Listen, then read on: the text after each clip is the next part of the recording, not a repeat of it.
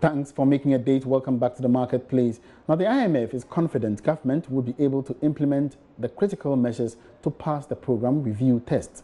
This should pave way for the IMF board to approve disbursement of over $200 million to support the economy. There are fears government may struggle with some prior actions, which reports say may include increasing taxes and reducing borrowings. The IMF country representative Natalia Koliadina would, however, not confirm these reports. The IMF was reacting to reports that the board meeting might not come on as expected. This is because government is still struggling to meet some of the critical conditions that will pave the way for the IMF board to approve the disbursement of over $200 million to support the country's import need. But the IMF country representative Natalia Koliadina tells Joy Business they have made a lot of progress in their discussions with government. I would say that revenue mobilization is very important, and I would say that it is not really ourselves who are driving now the program. The program is being driven by the government. And I know that the government is very much interested in stepping up its work on revenue mobilization. And you remember that they have already started implementing measures in terms of improving compliance last year. For example, they introduced paperless customs processing documents. They have been working on a number of issues, including improving the data, mechanizing the data, tax filing and processing of taxes. I think that these are all positive developments. Despite this optimism from the IMF, it is still not clear for now whether the board meeting will come on as expected on April 9. On plans by government to issue $2.5 billion Eurobond before June this year, the IMF country representative says they have given their blessings to the move, but this should be subjected to meeting some critical conditions. I would say more generally in April, because you know, George, that it is also related to our timeline in terms of producing documents, and you also know that at the time of the spring meetings and the annual meetings, board meetings are far and few in between, so it's quite difficult to schedule a board meeting on a specific day in April. So I would refrain to committing myself to any specific day. Not putting yourself to the date, but I looked at the prior actions and I engaged some people in government, and what I get from them is that it's not possible for that meeting to come on April 9th. Well, I am saying that I'm quite confident that we will have a board meeting in April. But not April 9th. Well, George, I'm telling you that discussions are still continuing, and we still need to reach final understandings on a few issues. So I think that it is premature to give you any exact date. But April would happen as you look at that. I suppose so. For some analysts, passing the 5th and 6th review is not just about the $200 million cash that will come from the IMF, but the signals that it will send to the country's development partners and investors across the world on their commitment to stabilizing the economy. And that was George Riafe's report. Now, some importers of electrical products are warning against massive layoffs and close down of their shops should duties at the ports remain high.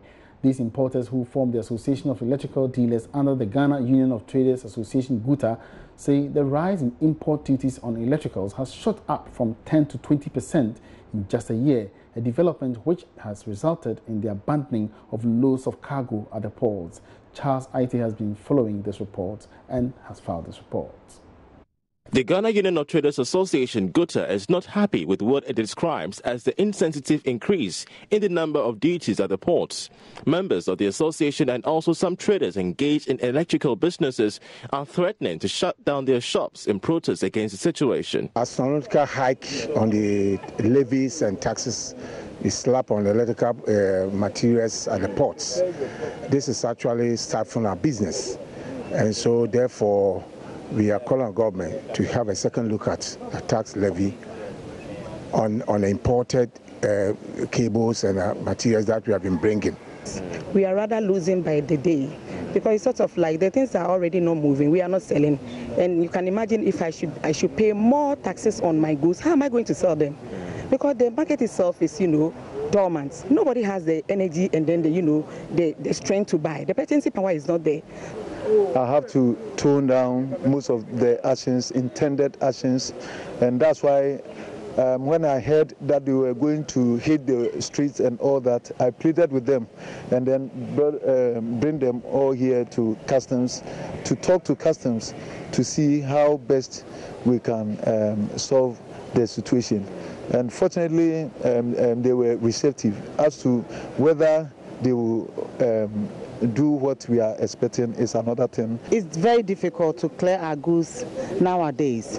The values and the import duties, because for instance, the import duties, before we were paying 10%.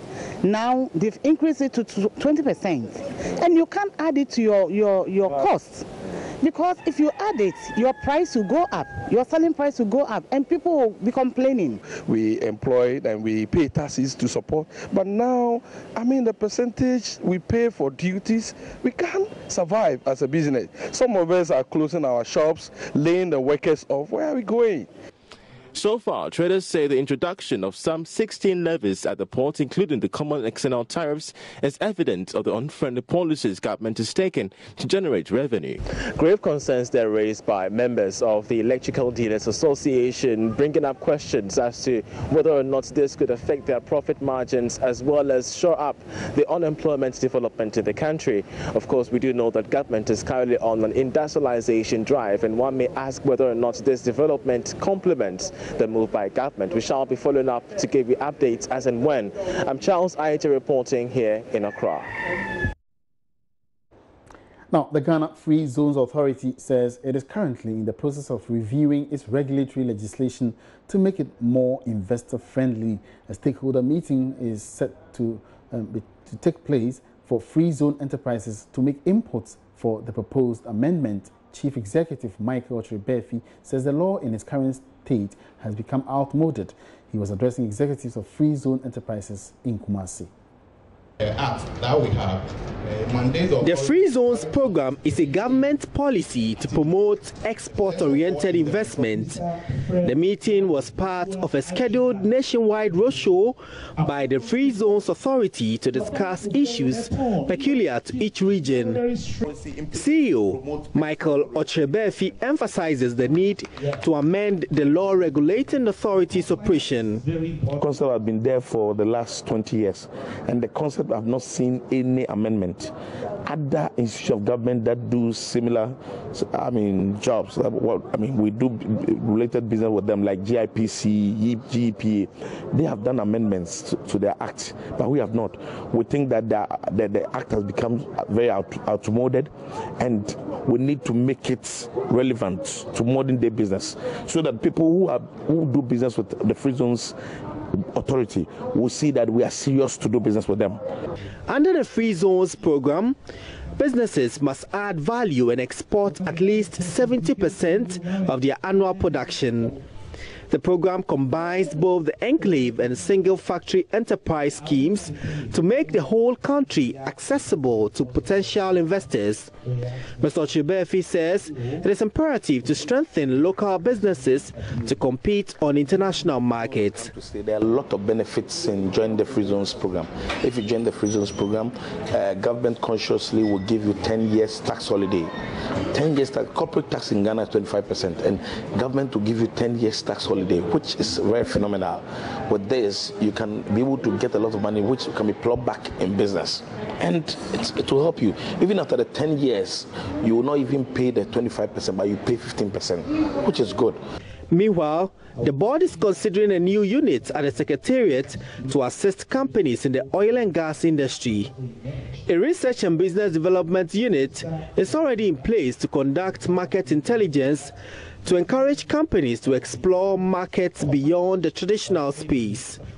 Prince Apia reporting. And still in Kumasi, government's flagship programs and initiatives in the short to medium term will be successful if local assemblies play their part well.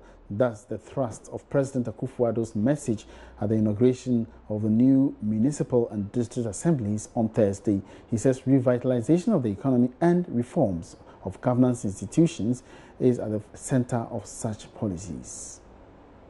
and safe country. Minister for Aviation Cecilia Dapa represented the president at the ceremony to inaugurate Uforico Municipal Assembly in Kumasi.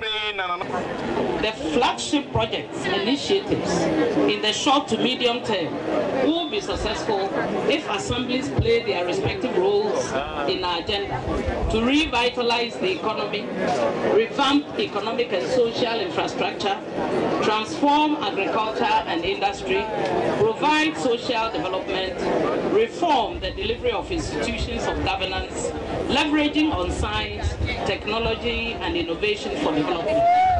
It is obvious that an enormous responsibility is placed on the shoulders of the assemblies regarding deeper political and administrative decentralization, decentralized planning, fiscal decentralization, and improving popular participation. Member of Parliament for Uforico, Dr. Emmanuel Mafo, urged the residents to support the assembly to succeed.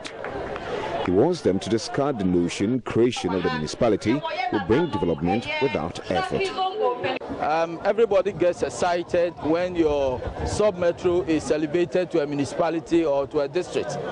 And I'm saying that that alone is not enough, because there are many areas that we have created new municipalities, new assemblies, that we have not seen the development that people expected. The important thing is that once you have this new municipality, it will take the collaboration of the Member of Parliament, the collaboration of the new Chief Executive and the departmental heads of the municipality to work together in a coordinated manner, so that the development that people anticipate to have could be achieved. That is the reporting for Joy News. Kwesi Deborah.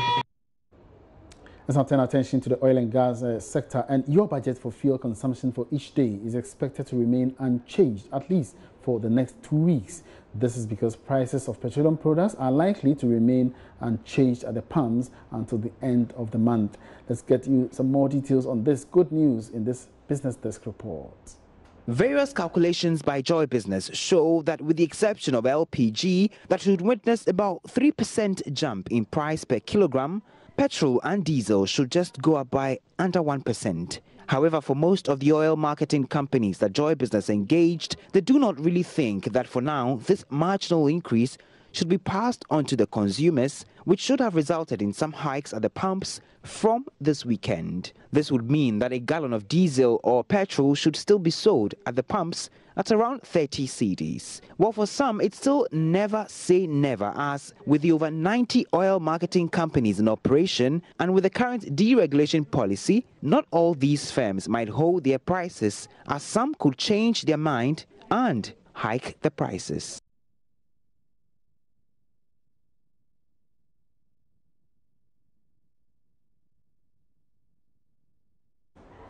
All right, now still staying within the sector, Ghana Extractive Industry Transparency Initiative is engaging stakeholders in the middle belt of the country on the processes of beneficial ownership disclosure. The move is expected to reiterate how disclosure of beneficial owners' information can be used to fight corruption in Ghana's oil and gas and mining sectors. Now, Prince Apia has been attending this particular forum. He's been joining me online from Kumasi with some updates. Good afternoon, Prince, and welcome to the marketplace. Yeah, good afternoon, Ima. All right. So can you bring us up to speed with what beneficial ownership is all about and what has been happening at the event?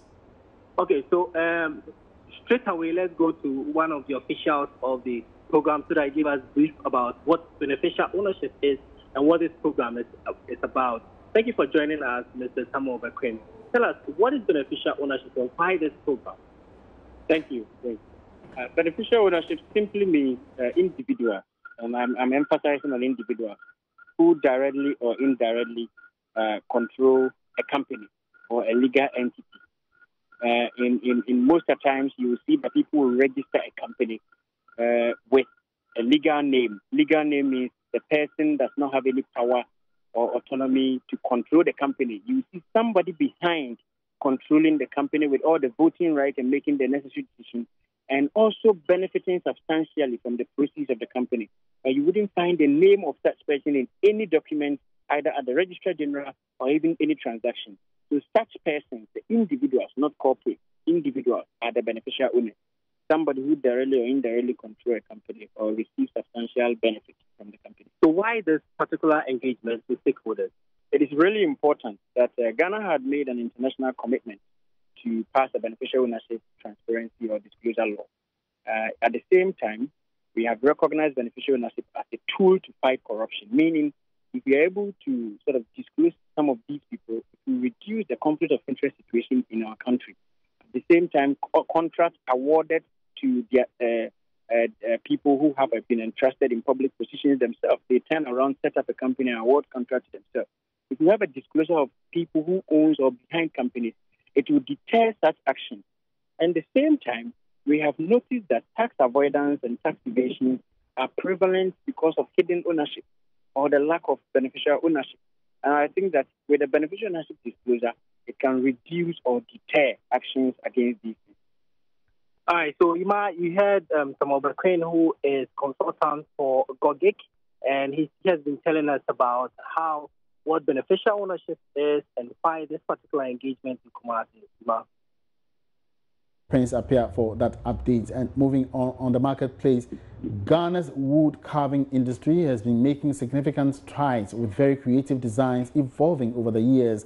Unfortunately, the sector is still bedeviled with some challenges, including outmoded productive techniques. As we continue to mark our Ghana month in March, we turn the spotlight on the heart of wood carving, the Accra Arts Center, located within the Central Business District. Sheila Tamaklo explores the state of the wood carving industry and the growing call to adopt modern techniques to be able to expand the market and maximize the sector's potential.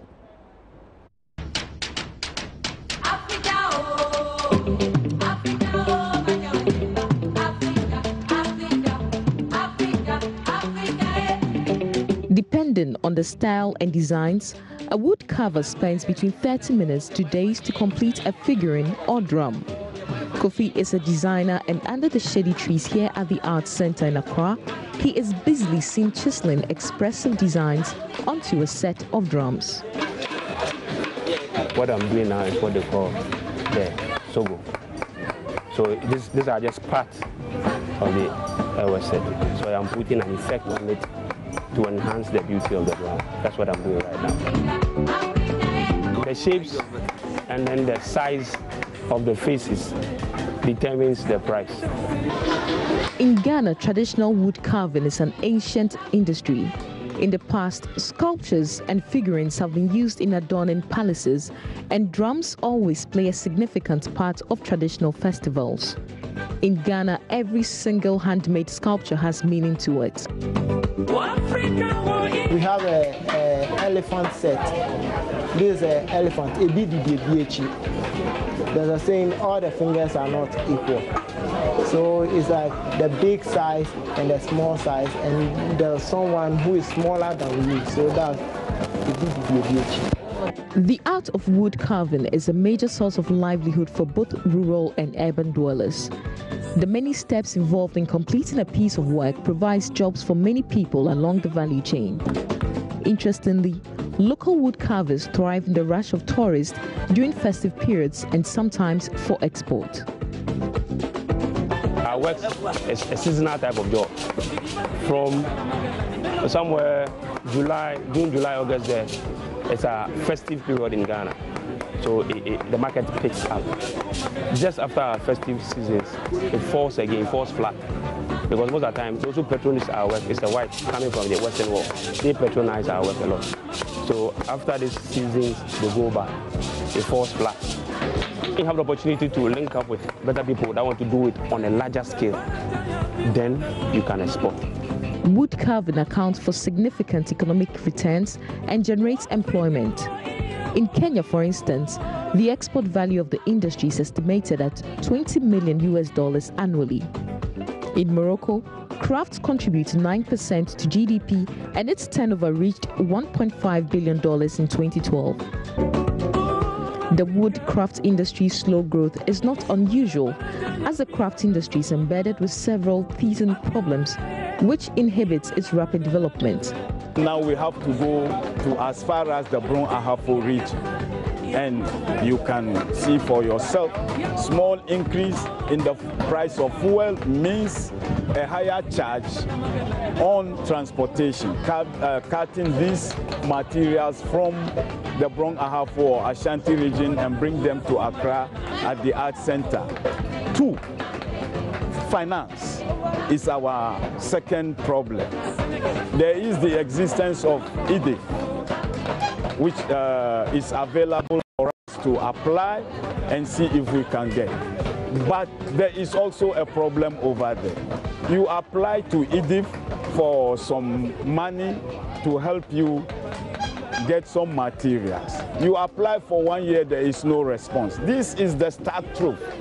Despite the low figures, the sector's potential as a major source of foreign exchange is still strong. So what is being done to reap the benefits? But I can say that we've actually marginally retrogressed if you look at a trend over a 5-6 year period. But we did better in 2016 than we did in 2015, marginally, right? Now, if you're able to increase revenue or venture into new markets or tap into a new target market, then of course you need to be able to reach out to them. And I'm saying that brings into question the sort of things that we are even producing. I mean, if you're producing the same old things that we've grown to know, then of course you can't be able to attract the younger generation, the new markets. And that's why it was imperative that we employ the services of some design consultants. There's actually plans that advanced to actually bring in design students from some of the best universities in the world and even locally to also go into the sector and then see it as not just a hobby, but as a business. But promises after promises, wood carvers are yet to be convinced, and concrete steps should be taken. So we need a government to step in, whereby we have some training, whereby we can get use of those machines. And it will help the work. One, it will help the work to move faster, and 2, it will bring out more quality works as we need. Marketing them beyond Ghana, one way or the other, it has become a problem. You know, in my normal estimation, there should be a frequent exhibition or some sort of bazaar. You know, that like gives people opportunity to see what we are doing. That alone will give us another big pool to market from. And the sound is really good. Which other sound do you need that this cannot produce except the imported one? So there must be that conscientization. Ghanaians must use made in Ghana produce. Like we say, wear Ghana, eat Ghana. You must also play Ghana. Yeah.